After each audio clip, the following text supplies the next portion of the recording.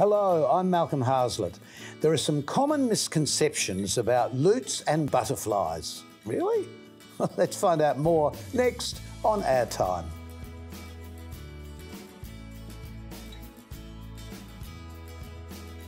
Welcome to OurTime. Our first guest is Tim Kersten, and just so you know what we're talking about, watch this.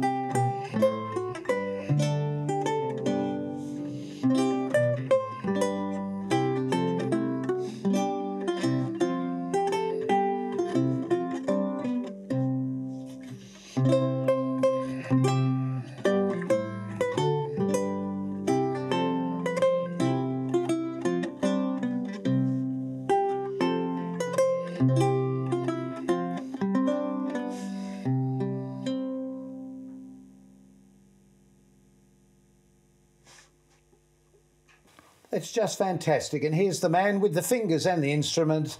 Here's Tim. Hi, Malcolm. How's that for an introduction? Here's Tim. That is an amazing instrument, and thank you for playing that little piece, and we've got some more. Mm-hmm. Tell us about the history of the lute, because to me it's all about, I keep thinking of times of Robin Hood and his merry men when you hear the word lute. Yeah, well, the lute would have been in Europe through the Middle Ages, but the first written music we have for the instrument was around about 1500. And then the lute was a really important instrument in Europe for the next 250 years. So was this really a precursor to a guitar that we know today? No, the guitar existed alongside the lute as a separate instrument. But this has got such a distinctive yes. sound. Let's have a look at some pictures of the other types of lutes that were around, because they're really interesting. I didn't realise they had long, skinny necks and... Yes, well, the lute evolved over time. So as music changed, the demands of music changed, the lute changed with it. And so it started out as a very small lute. This is an early Renaissance lute. But then by the end of the Baroque, by 1750, it was much bigger and had more strings and different tuning. More strings? That's got 1, 2, 3, 4, 5, 6. It's 6, 12. So lutes are normally strung in pairs, which we call courses. Right. This one has 7 courses. By the Baroque, they had 13. Oh, yes, because there's another one hiding there. Yes. Just turn it around this way. No, the other way. Yeah, so we can see the top there. Yeah. Just fascinated with... I didn't realise there was so many pegs there. Yep. One side's got more than the other. Yeah. Yeah, because it's an odd number. That's amazing. It's an odd number of strings. Just getting back to the music too, because we've got a shot here of some lute music. I'd never seen this before. This written in this particular way, which is sort of quite interesting because it looks like a spider walked over the page. So one of the great joys of being a lute player is this enormous repertoire. Because in the Renaissance, the lute was the most common instrument. It was ubiquitous then as the guitar is now. Right. And really, it has some of the most important music in the 1500s. It was written for the lute. But most of it's in manuscript. So the manuscript that you can see there, yes, that's from the 1590s. It's an Elizabethan manuscript. Right. And nearly all the music we have from that time, especially from England, is in manuscript. So even though there were some printed books, but there's just enormous repertoire. It's incredible. So how did people learn? Because were there music masters teaching, or how did people learn to play? Well, it would have been similar to today. There were some great players. Most of the really great composers for the lute were also players. Right. So, right. Well, that makes sense. Yeah. There's no names that spring to mind like a Paganini or, you know, with the violin or whatever. Yeah, the Elizabethan composer, John Dowland. Oh, okay. He wrote music for many different instruments and consorts and songs. But he's really an exception. Most lute composers concentrated on the lute. Well, just turn it over, because the body of the lute, the back of the lute, are they all individual pieces of timber? So this is a wonderfully made lute. It's what we call a multi-rib back with many ribs. Some lutes have up to 35 different ribs on the back. But this is a particular style of lute. Right. And this is from northern Italy. Right. From the late 1500s. But very often they had less number of ribs, maybe only 9 or 11. So coming from a background of playing guitar that you started with, how on earth did you get from playing rock and roll? You did play rock and roll stuff, I guess. Very briefly I played rock and roll, but I trained as a classical guitarist, and I've made a living all my life as a guitarist. As a guitarist. But I was always attracted to lute music. And you're a lute collector. Well, you need to have a number of lutes to play the whole repertoire.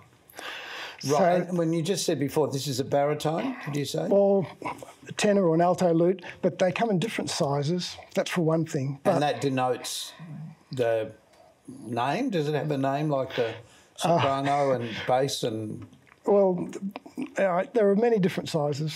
Okay. Many different sizes. And all, but this particular lute was common from about 1590.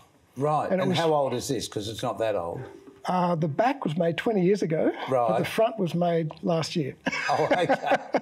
You're not making them as well, are you? No. But you play so well. It's that little trill at the end of everything that really gets me. Yeah, the ornamentation, yes. And it really does take you back to that, I don't know, is it Baroque? Is that the right word? The ornamentation was done all through the Renaissance and the Baroque, but it became more pronounced in the Baroque, but they were ornamenting through the Renaissance too. But you do need a lot of lutes, because every lute is suited for the music of the period when that lute was in existence. So this lute is very good for music 1590, 1620, 1630. And then for later, you need a bigger lute for the different repertoire. So right, and so because there was no amplification in those days, how did the sound get across? Was it just the venue that had good acoustics, or was it a more intimate instrument? Yeah, well, generally lutes were more of an intimate instrument or used in a consort. But the picture I've brought along showing the large lute, those were developed to play in the opera and for vocal music on the stage. Right. And that's why they're so big. But they would have been in a pit. Yes, they were in the pit. So they had to get out of the... Well, the orchestra, and they show the old pictures of all the lute heads sticking out of the pit. Okay. But they were designed to accompany the voice and to play in the opera in the early Italian Baroque. And before we hear you play again, why the lute for you? What was the attraction? Well, it started with an attraction to the music itself. So I studied the lute when I was very young, but I had to make a living on the guitar. So I had to put it aside because I couldn't play the lute the way that I wanted to as a guitarist. Right. So 3 years ago, I stopped all my guitar work, stopped all my playing, so I can concentrate on playing the lute the way I've always wanted to. Look, it's just delightful to have met you and to have heard how you play. We've got another clip to show of Tim. Just watch this.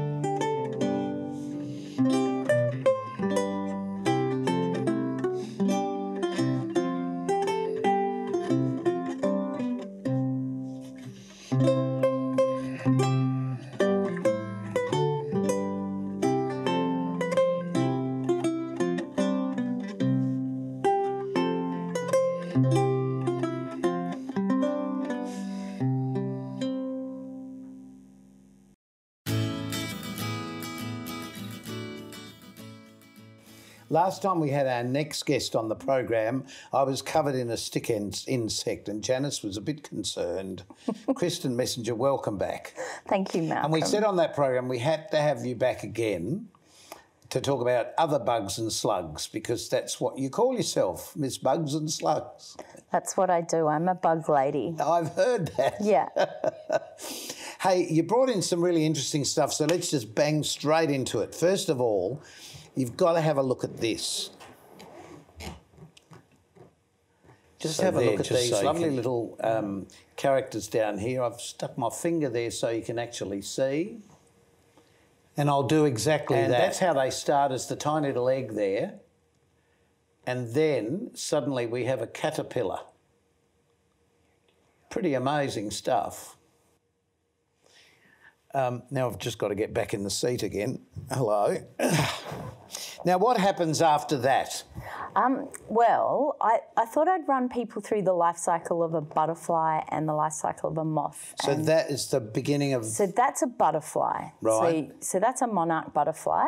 That caterpillar is the epitome of the very hungry caterpillar. So now it's just going to eat and eat and eat its host plant. And here it is here.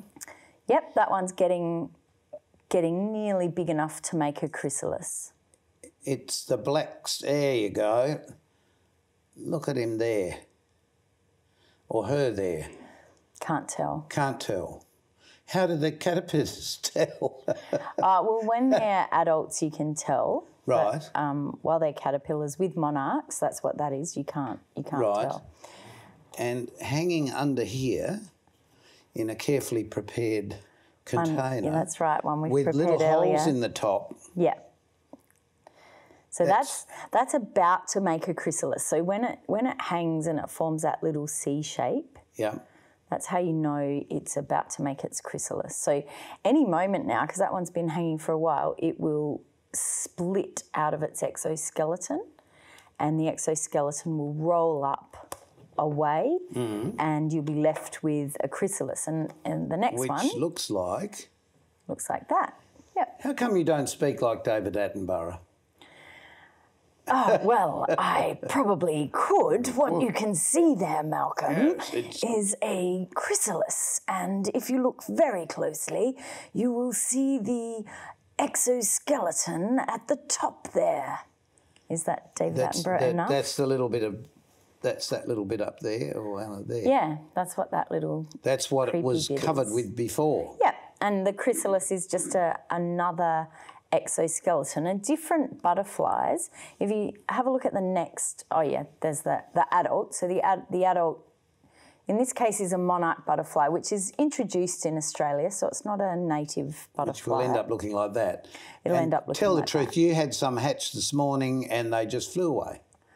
What I hatched this morning were yellow Admiral butterflies, and they're a native butterfly. How dare they do They host on stinging nettles, among other things. And this one that you're about to hold up is a different chrysalis again. So that is the chrysalis of a dainty citrus swallowtail, and they host on citrus, so limes and lemons. So people can get lots of native butterflies in their backyard that host on really common plants like stinging nettle, citrus. And that's hanging on literally by a thread there. Yeah. You can see. Yeah, so some chrysalises hang down, and some of them, like this one, are saddled and they sort of stick up. So it sorry about depends that, on chaps. I should have kept holding that for just that little bit longer. Depends on the butterfly, really. But what I wanted to draw people's attention to is the difference between butterflies and moths, because actually... Yes, I love this. There are only 5 families of butterflies and 1 family of skippers, but they're What are skippers? They're like a butterfly, but they move differently. So butterflies are really just fancy moths. Right. They're really day-flying moths. But the true moths, there's about 125 families of true moths. Right. And they're pretty exciting. I think for me, they're a bit more exciting than butterflies. How do you get excited about a thing like this? Oh, you feel that with your finger. It's really soft. This is another native animal. So this is a caterpillar called an entometa. Feels like velvet. It's really soft, isn't Yes. it? Yeah, so the entometa caterpillars, they will become a snout moth.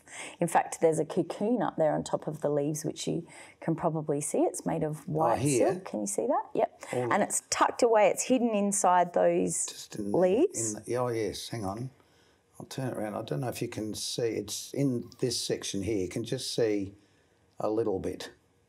Yeah, it's concealed by the leaves. And put that back to bed. The entometa caterpillars, these were actually posted to me as eggs from my friend Tracy in Whyalla, and I've hatched them out and raised them, and I did that over winter, so they took a couple of months. This is fascinating. I've known you for quite a few years, and I had no idea that you were so interested in these things, particularly this dried arrangement in front of us.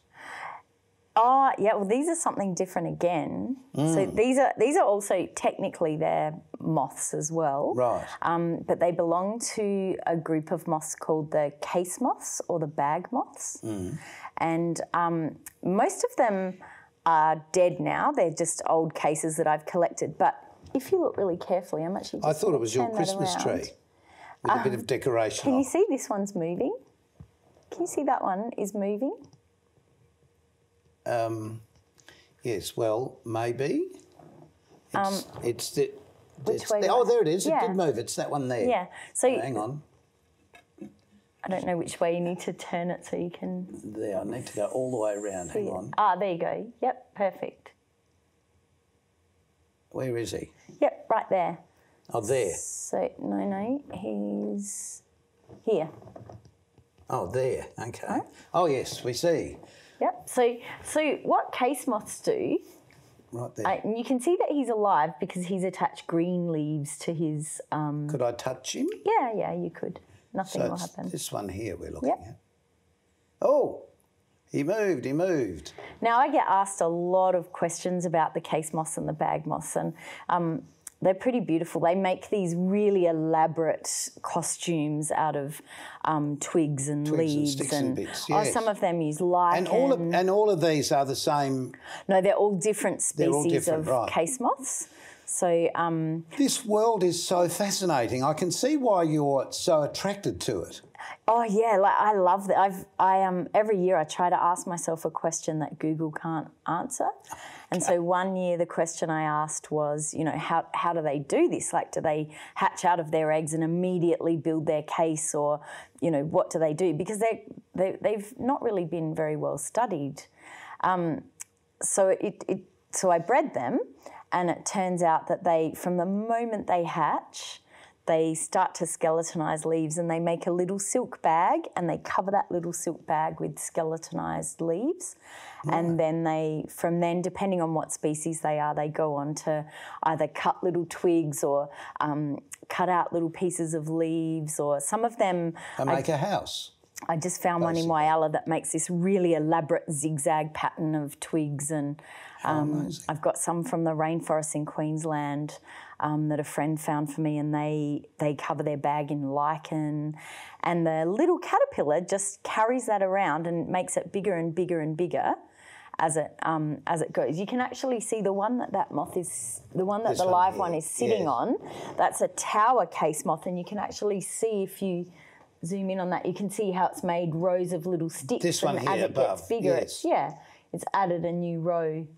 Incredible. To the tower. Hey, you've also got something that fascinated me as a child, some silkworms. I do. Are silkworms moths or butterflies? They're moths. You know how you can tell? No. A butterfly makes a chrysalis, which is what we just showed everybody. Yes. No, these are cocoons. Oh. And a moth makes a cocoon. People are confused because the very hungry caterpillar right. is technically a moth. Right. Grab the little bit of... the silkworms? Because there's thousands of them there, but you've really They've got only to look just close. started hatching because they're very seasonal. Yep. So... Oops. Now, this is going to be hard to see, but we've got to look on the back here. There's some big ones just above where you're pointing, those white ones. There? Yeah, there.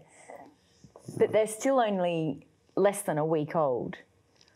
Yes, they're still babies, but I used to love watching these grow and feed them with mulberry leaves.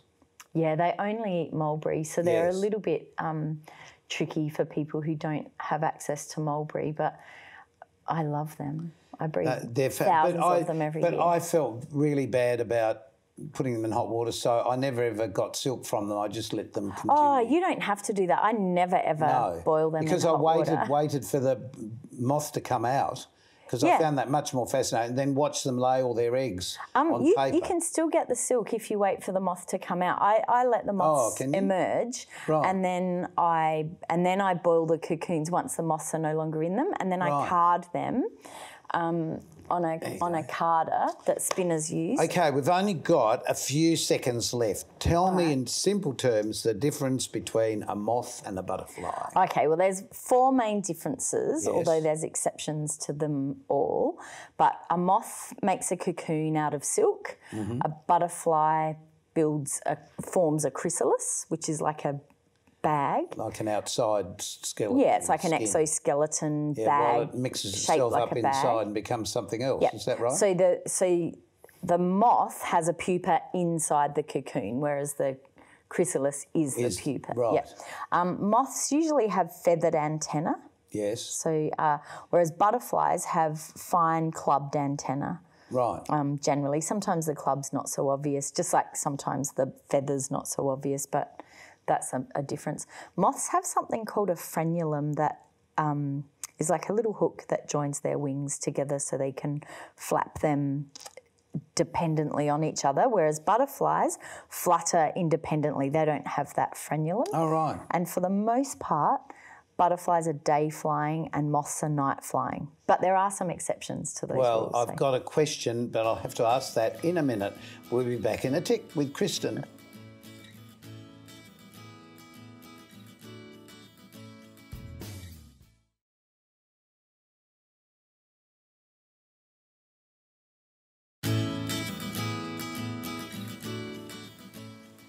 No one can say we don't have variety on this program. Kristen, that was fascinating seeing those things. You must come back with something else in another time. Sure. Another time. We'll have to devote a whole program next time because we realise how much we haven't talked about. Did you know all that, Tim? About... No. Did you know about lutes to the extent that Tim was talking about? No. See, so much to learn. I love a lute. So little time.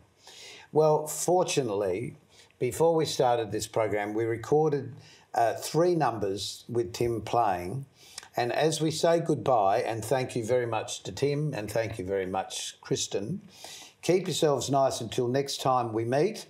And here is another piece from... Oh, before we go, quickly, what is it, the piece you're playing now? The last piece is... First piece. It's an anonymous tune called The Cornyards. The Cornyards. Here's Tim with the Cornyards. See you next time on Our Time.